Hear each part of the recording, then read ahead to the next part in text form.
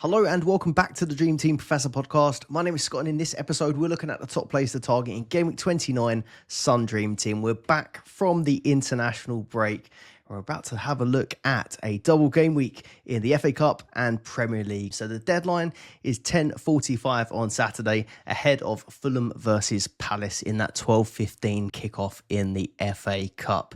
So that was the final international break of the season out of the way. We now just have 9 game weeks to go till the end of the season. So a final sprint towards the end. This week, FA Cup and Premier League, just 7 teams double. This week, we've got Man City, Villa, Palace, Bournemouth, Fulham, Brighton and Forest. So the teams that are in the FA Cup quarterfinals, obviously there's 7 teams because Preston are in there too, but obviously not on Dream Team. So let's look at some of the doubles for this week. Manchester City, Bournemouth away, and then Leicester at home. That is going to be the game to target Leicester. 7 losses in a row. Bournemouth actually done them 2-1 in the reverse fixture earlier in the season. So I think that will be a tough game for Manchester City, but a good game to watch. So City are going to be of interest this week. We'll have a look at them. Aston Villa, Preston away from home. So like I said, the only non-Premier League team in the FA Cup remain with Preston. So Aston Villa versus them, and then Brighton away from home in the second match. Villa are a really good one to look at this week. So they have doubles for the next 3 weeks in a row. So 29, it's the FA Cup and the Prem. Game week 30, we've got the return of Europe. 31 will obviously be the second leg as well. So Villa are the only team to have doubles the whole way through that. Palace, Fulham away, and then Southampton away. That looks like a nice double up as well. Palace in good form themselves. Fulham actually the favourites again in this one, and they were when this fixture took place in the Premier League a couple of weeks back, but we know Palace did go on to win that, and I do fancy them in this one as well. Southampton in the second fixture, and I think that is obviously going to be a great fixture to target, a bit like Leicester. Bournemouth, Man City at home, and Ipswich at home. I just mentioned that they beat Man City earlier in the season. Their form has dipped a little bit recently, but then they have Ipswich at home in the second. So Man City, Palace, Bournemouth all got a sort of bottom 3 team in their second fixture. Fulham, Crystal Palace at home, and then Arsenal away. Now, I really don't like the look of that double up. I fancy Crystal Palace to win in that first match, and then away at Arsenal in the second one. I don't think that is a great double up compared to what is on offer for Fulham. Brighton, Nottingham Forest at home, and then Aston Villa at home. So Brighton, one of the informed sides at the minute in the Premier League. 2 home games, but I would say Forest and Villa do look like 2 tough fixtures. And then we've got Forest away at Brighton and home to Manchester United. Forest, really good form themselves. I do think they do look like 2 tough fixtures, but we've been saying that about a lot of teams. Forest have been getting through these tests. So on the fixture ticker from ffstuff.co.uk, I've set it from Gameweek 29 to Gameweek 31 to see how many fixtures each side have across these next 3. The main thing that I'm going to be looking to do going into this period is really looking to target FA Cup teams this week, quite obviously, but then also a mix probably with Aston Villa where we can get those European fixtures in there. But overall, I think it's going to be FA Cup this week and then moving to those European teams in Game Week 30 and 31 to pick up the doubles there. You do also have Newcastle and Crystal Palace who double in Game Week 31 with those rearranged fixtures, which makes Palace look a pretty strong option for the longer term as well. They won't have a double in Game Week 30, but they will pick one back up in Game Week 31. I don't have it on screen, but for Game Week 32, it will be a single game week for all sides. And then Game Week 33 is going to be an important one because that will be when the next round of the FA Cup comes. So we'll know by then who will be qualified. And then also in Europe, we'll have the first legs, the second legs in Game Week 30 and 31. But come Game Week 33, that's when we'll have the next round in Europe as well. So let's look at fixture volume. So Game Week 29 to Game Week 30. Which teams have the most fixtures? Well, I already mentioned Aston Villa have the 6 double game weeks for the next 3 game weeks for Aston Villa. So that's Preston, Brighton. They then have Nottingham Forest at home, followed by PSG away, Southampton away, and then PSG at home. So I think Villa are going to be very, very popular this week. So we'll start off with them for players to target.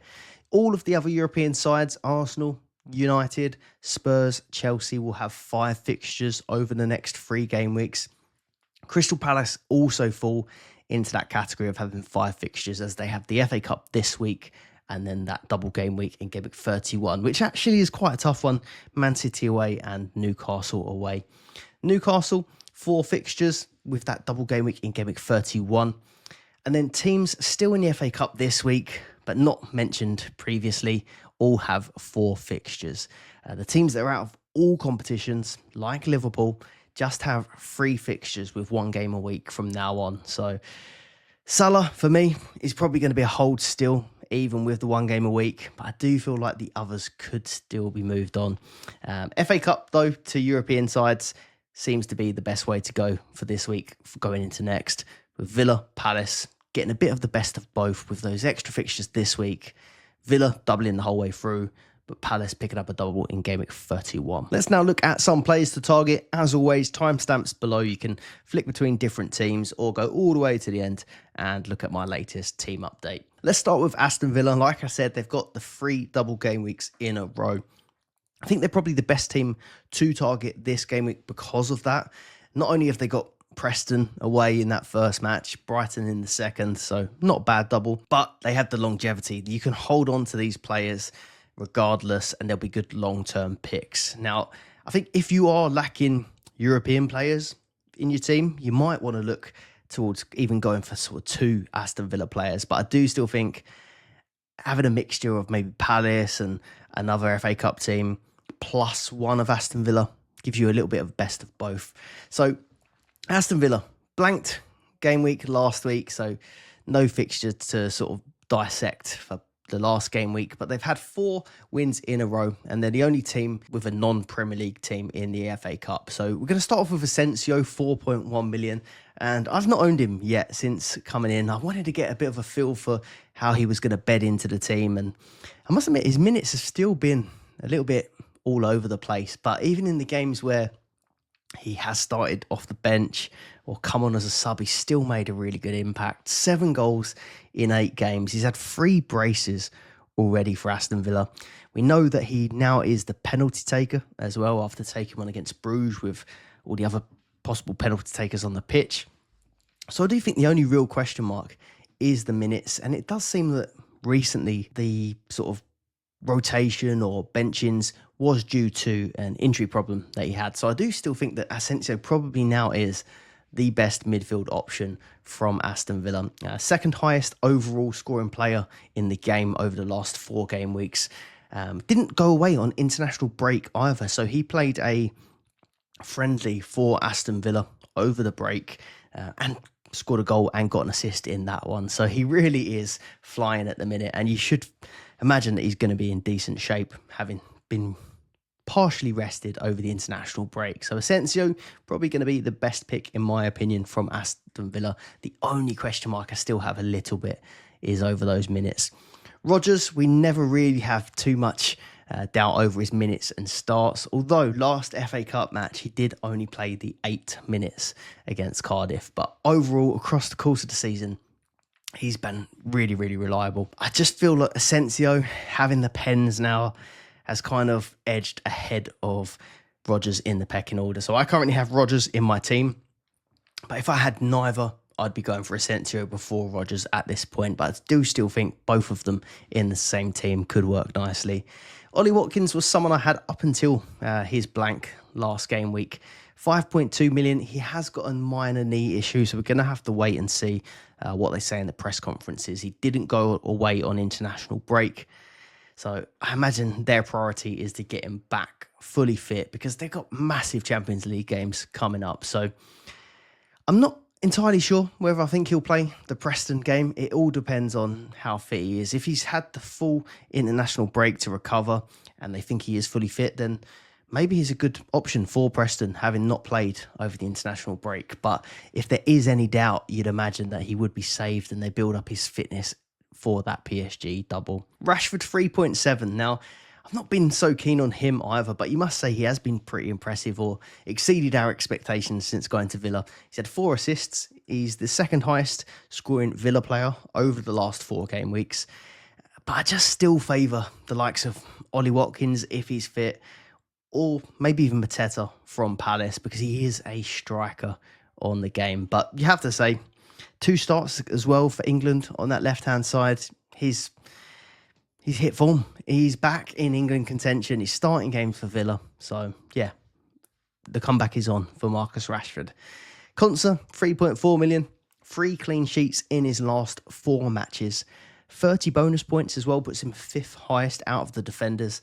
I just don't love the Villa defence. I don't think they are the best defence out there. But the fixtures are good. If your Konsa's going to play Preston, you'd think that's a decent clean sheet fixture. Brighton away, I don't fancy that for a clean. Forest aren't scoring them. Well, they did just score 4 against Ipswich, but they don't score a ton of goals. But yeah, again, Forest, PSG, I don't see that as being great for clean sheets. But then Southampton in Gameweek 31 looks okay. So it's a bit of a mixed bag. But I think the reason why Konsa is on our mind at the moment is just because there's a lack of options from other teams. We've got Trent now injured. We've got a lot of top defenders with singles this week. And Konsa does always start. You've also got question marks now over Vardio, and we'll talk about that. So I think Konsa is kind of in the conversation more with a lack of options. The same because of Villa. No reliable options at fullback or wingback that we can choose from. The likes of Martson and Digne constantly getting rotated. So I think Konsa is probably more of like a safer pick. We know he's going to get the minutes. We know he's going to get the starts. But he doesn't do much else other than get bonus and whenever they keep clean sheets. Martinez 3.9. I'm not sure I can really go there again. So he would be a logical option for playing the double in Gameweek 29 and then having those future doubles in 30 and 31. But he's been frustrating this season. It was up until I had sells for most of the season. And since then, I've been hopping between goalkeepers and it just hasn't happened. I had Martinez for a while, didn't really do anything. And the moment I ended up moving him on, he started keeping a few clean sheets. But I know that people have had issues with him recently, going off early, substituted, being benched, and then coming back when we didn't expect it. It's been a bit of a nightmare. But if you are picking a keeper fresh this week, it's probably the obvious way to go. Crystal Palace up next. So another team that blanked last game week, but they've had 4 wins in a row. And I think that's, the same as Aston Villa, 4 wins in a row. Fulham away, I still think that is a tough fixture, but I expect that Palace will do fairly well in it.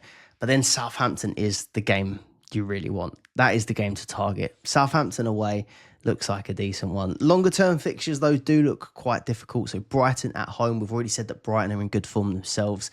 Gameweek 31 is a double, but it is a really difficult double. City away, Newcastle away. They've then got Bournemouth and Arsenal in Gameweek 33. So could be a very difficult run for Crystal Palace. But Munoz, 5.4 million.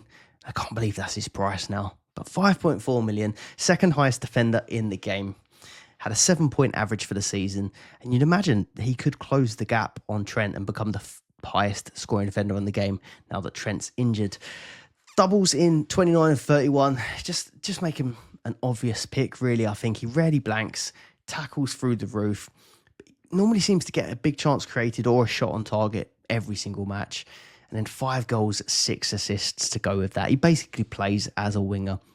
The only downside I can really think of for Munoz this week is that travel time coming from South America. He started both games for Colombia Wednesday, midnight, so sort of 24 hours ago almost.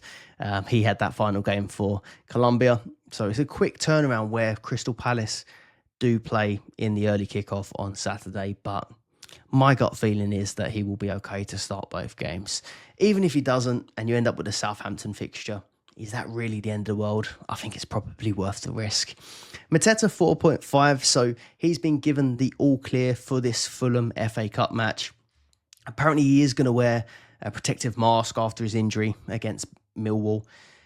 I think he's a good pick this week. Obviously, he hasn't been away on international break. 15 goals, 3 assists for the season. I think Southampton just has Hall potential. He is the penalty taker. And then before that Millwall horror injury, it was 5 returns in 5 games. So I do think Mateta is a great pick. The only thing that makes it a little bit difficult is, or for me at least, I would love to pick Mateta, but I would also love to pick Munoz. And then picking 2 Palace players, it does leave you shorter for that European game week in Gameweek 30. So It's a tough decision whether or not you want to go for two of them or maybe just the one. And Eze makes this even harder because 4.5 million is a great pick as well. 6 goals, 8 assists for the season.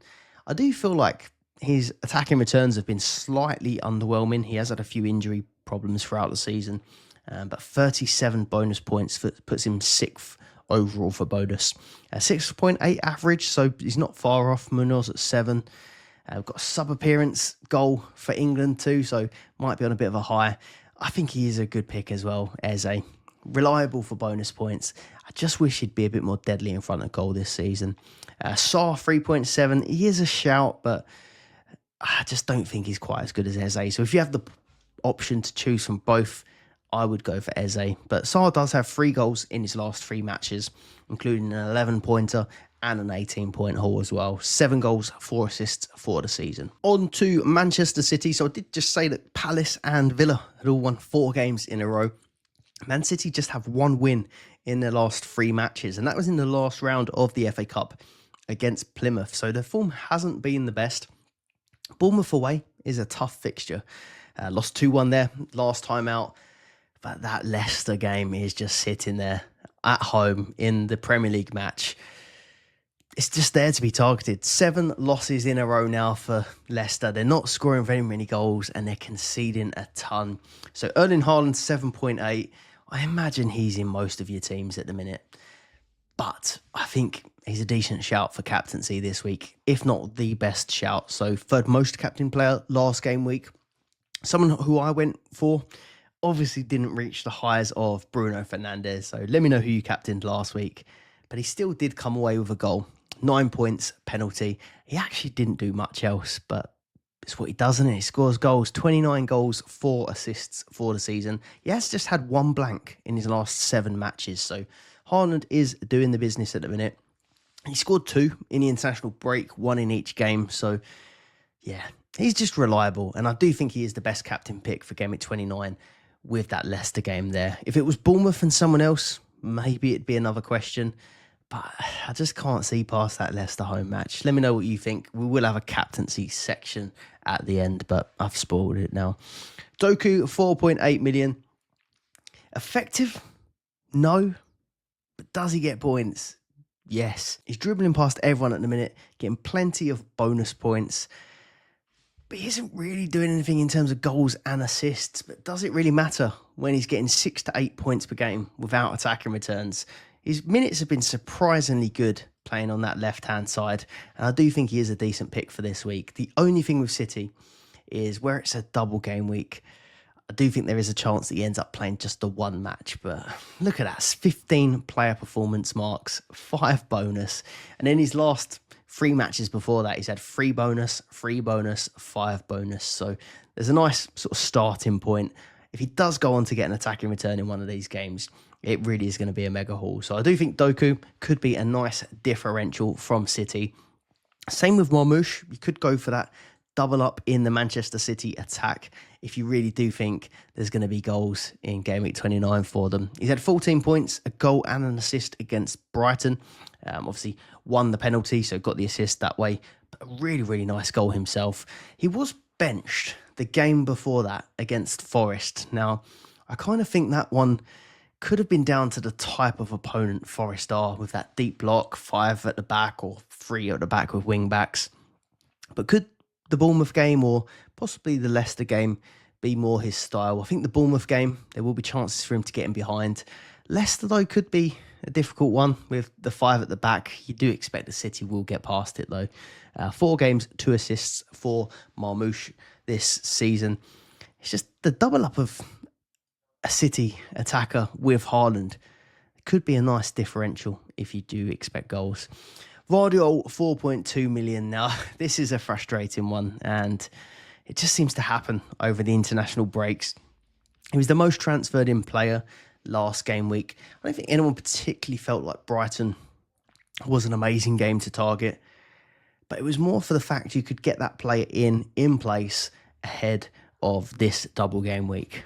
Now, he sort of limped off, I think it was in extra time for Croatia, and apparently it's a hamstring scare. We're waiting for a bit more information. Hopefully we should get that tomorrow.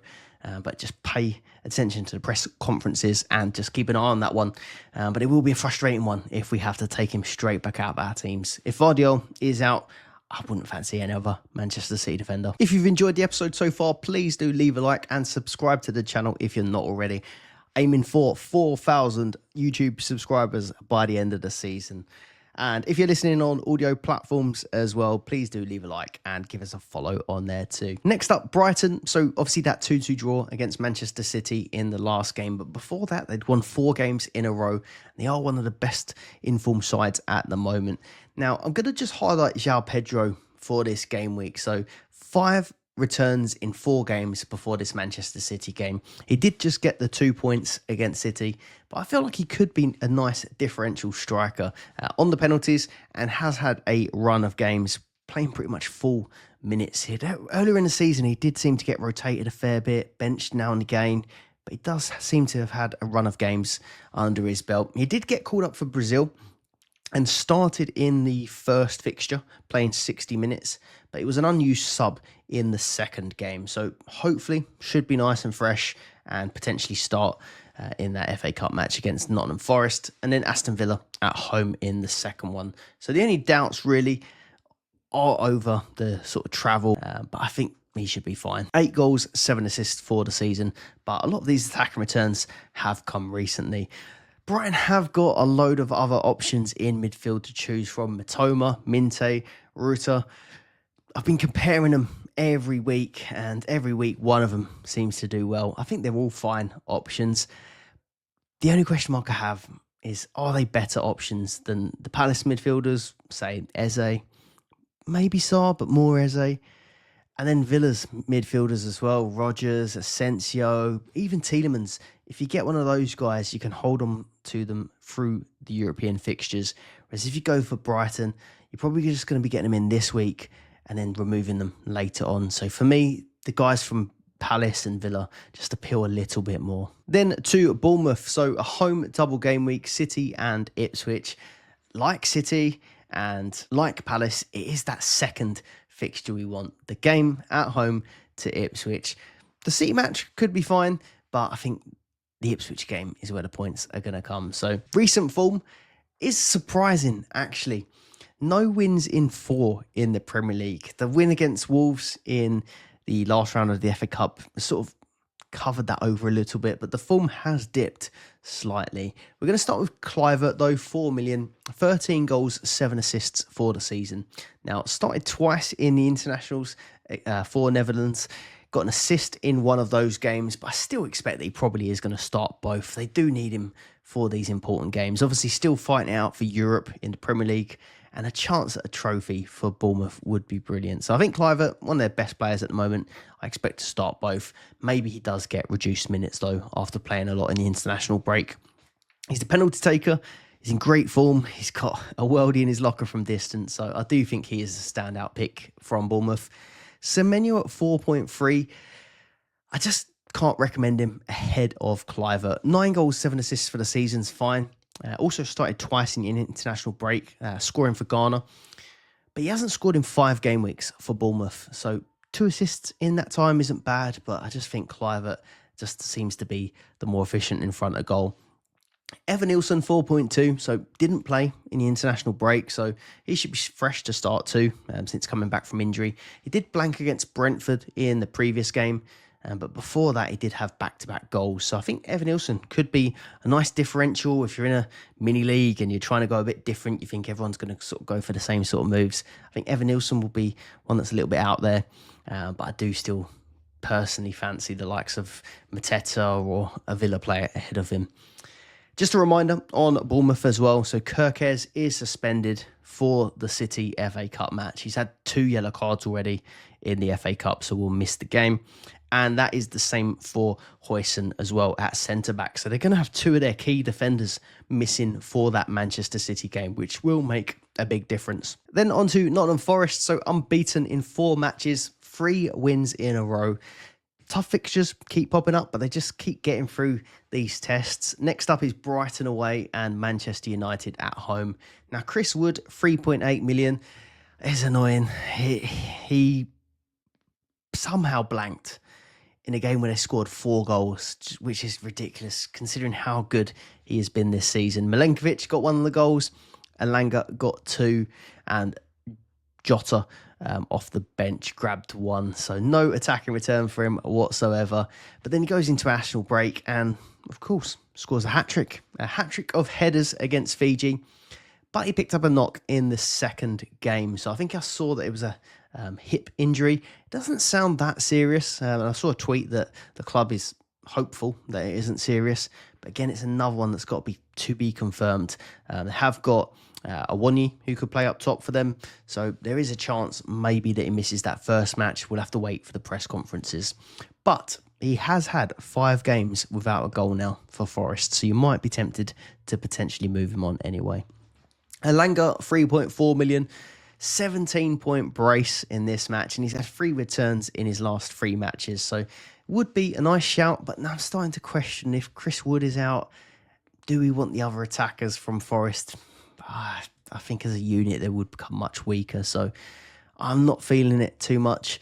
Morgan Gibbs-White, 4.3 million, back-to-back assists, 5 goals, 10 assists for the season. Could be a shout, and could also potentially be the penalty taker if Chris Wood isn't available. He was taking them beforehand, but again, prefer the likes of Cliver and Eze. I think it would be if you're really in need of a differential in your mini leagues. Anya and Sells, fine options in goal and from the Forest defence, but again, I just like the look of the longer term holds in, say, Conser, holding him through Europe. Munoz, you can at least have him for the double this week and then the 31 double. I don't see myself bringing in Nottingham Forest defenders for this week, but they could do well. On to captaincy. So I gave it away. I think Haaland is hands down the best option in my opinion. So Gameweek 29, it's Bournemouth away and then Leicester at home. Leicester is the game that we're going to want to be targeting the most out of that. 29 goals, 4 assists for the season. And I mentioned earlier, 7 losses in a row for Leicester.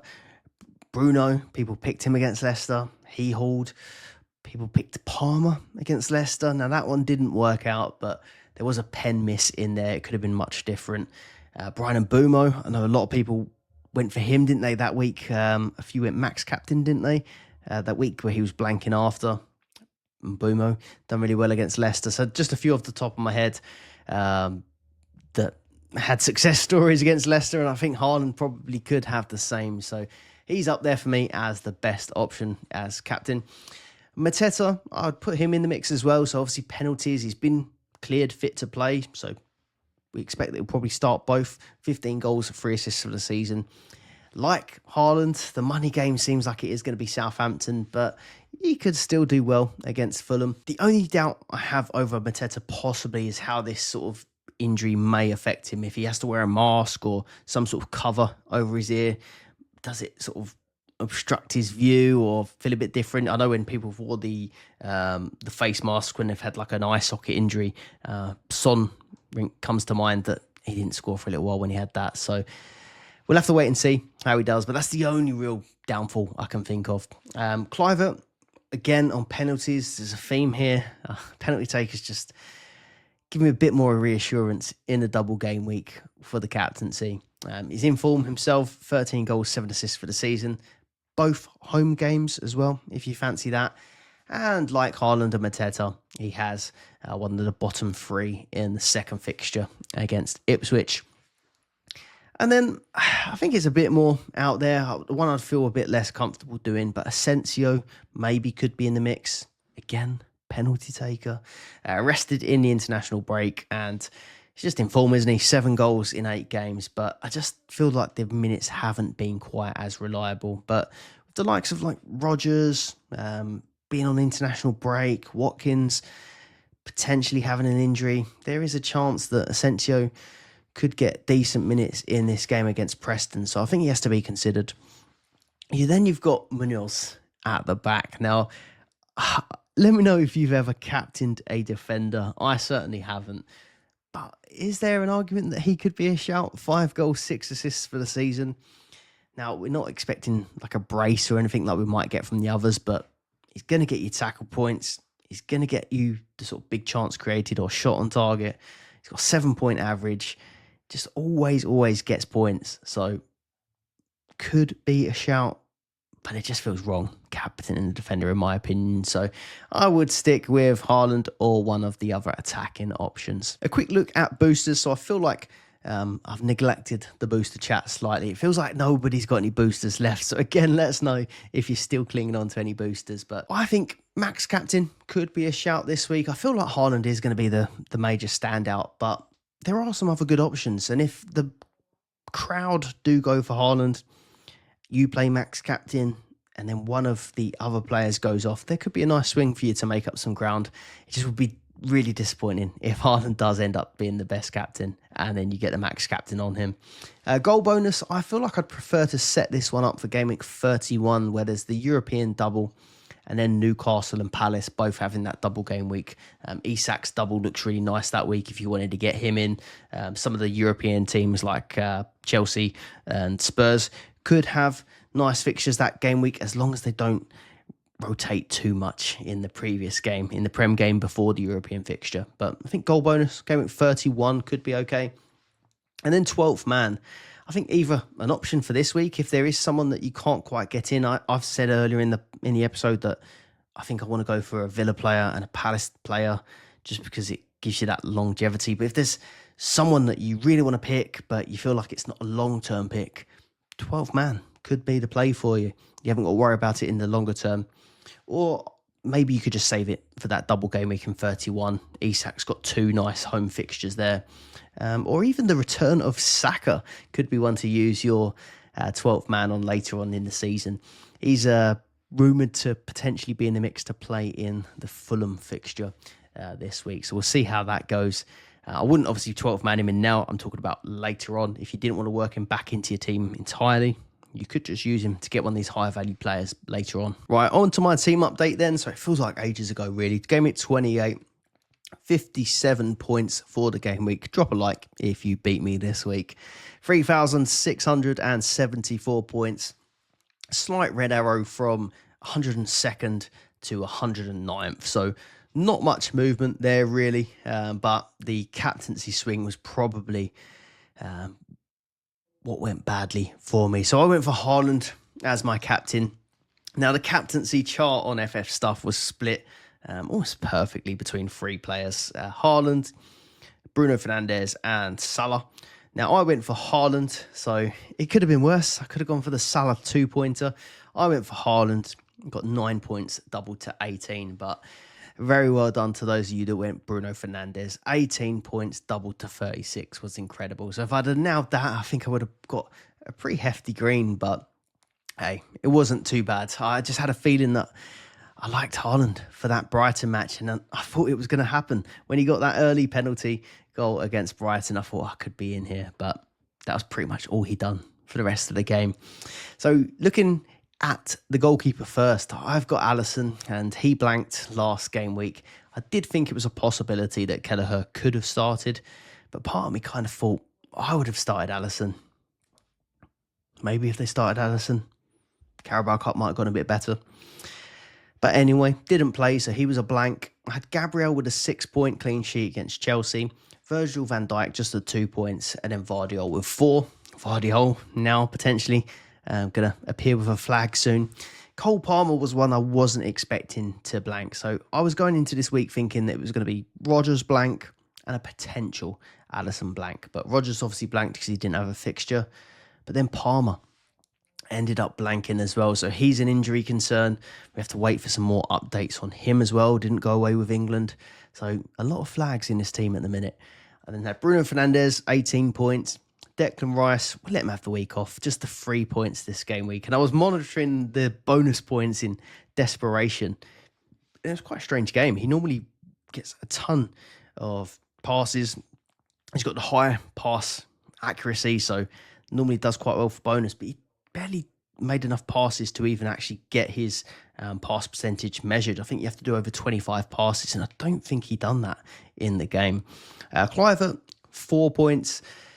Again, a little bit disappointing, but both him and Vardiol were kind of a case of bring them in this week, but then with an intention to have them for the FA Cup. So 4 points from both of them. I replaced 2 players that were injured in Trent Alexander-Arnold and Ollie Watkins. So I came up 8 points up, but it wasn't hard. Haaland, 18 points, and then Salah, 2 points. Now let's look at next game week. So Alisson in goal has got Everton. I think he's going to be okay. So it was a head injury. So yeah, he blanked last week, obviously, because Kelleher played, but he actually got clattered playing for Brazil. Got a head injury. So I think he's going to follow the concussion protocol. But from what I've read, I think he should be okay to play Everton. So obviously keep up to date with the latest news on Twitter and all that. But I think Alisson is going to be fine. Gabriel has Fulham in the Premier League, but just a single. Van Dijk has Everton at home in a single. And then Vardiol, if he's fit, will have a double of Bournemouth and Leicester. So ideally, I'm keeping Vardiol. I do think that Van Dijk could be someone that I move on if I'm looking at a certain Palace defender to come in. Now, obviously, Van Dijk won't have doubles coming up, whereas Gabriel will have the double the week after in the Champions League, even if it is Real Madrid. So Gabriel is going to be one to hold on to. Van Dijk, though, although Everton is a nice fixture at home, isn't as useful for me in the longer term. Palmer, now I'd actually like to keep hold of Palmer. I know a lot of people are getting frustrated by him, but if he is past fit to play, I do think Spurs at home is a fine fixture. Spurs not been a very good defence this season, and the fixtures after that aren't too bad. So he's obviously got Brentford, who are not in great form themselves, and Legia Warsaw, both away, but again, it's a double. And then 2 home games in Gameweek 31, Ipswich at home, which is one we would like to target, and Legia Warsaw in the second leg. So ideally, I'd like to still keep Palmer, despite his poor form. I've got Rodgers, Preston, Brighton, going to keep hold of him. Bruno Fernandes, it's a tough single away at Forest, but he's not going anywhere, is he? Declan Rice, as good as he's been, he could be one that I potentially consider moving on for a doubler this week. But I would have an eye on bringing back an Arsenal player for the following game week. And then Kluivert, City at home, Ipswich at home. Obviously, he got bought in for this game week, so he's not going anywhere. But the week after this game week, he probably will come straight back out for a European player. The same with Vardiol as well. Haaland, captain, I think, for this game week. Bournemouth away, Leicester at home, as long as we don't hear anything crazy. And then Salah, it is just a single game week now. There will be lots of single game weeks now for Salah, but he's just that good, isn't he? Everton at home, I still think I'm going to be keeping hold of Mohamed Salah. So looking at potentially Virgil van Dijk and Declan Rice as players that I will take out this game week, but that could all change depending on injuries. If Vardiol's out, then he's going to go. If Palmer's ruled out, he's going to go, and it could all completely change. But my main idea is bringing in 2 doublers this week, probably one from Villa, probably one from Palace, and then the following game week I'll be taking out 2 non-European players. One little thing that I do want to try and consider, and I urge you to maybe consider what your future moves might look like, is if Saka does come back for Fulham. I don't think he will. I don't think he's going to start this Fulham game, but there's whispers that he could potentially be in the squad. There was some talk that he might even be playing behind closed doors friendly, but I haven't seen any verification on that.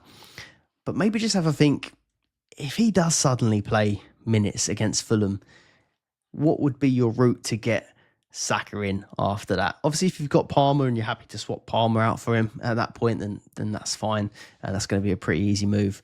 But for me, I've got 4.5 million in the bank, so I don't think it'd be too much trouble if I wanted to move Kluivert to Saka for Game Week 30. But it is just one thing to think about if you're making moves and you want to make sure you keep a little bit of budget behind, because I know he will take a little while to bed back in, but Saka is one of them players that we are going to want back in our team. I'm going to leave it there for this episode. I know I've left a lot of teams out of this one, but I feel like logically it's going to be the FA Cup teams that we want to target this week. And we'll be back talking about the European sides in Arsenal, Villa, Chelsea, Spurs come next week when they've got their double. So we'll leave it there for this episode. As always, if you've got any questions, leave them in the comments below and head over to the latest Dream Team Tonic episode that I'm going to link after this. Thanks for watching, and I'll see you on the next one. Bye-bye.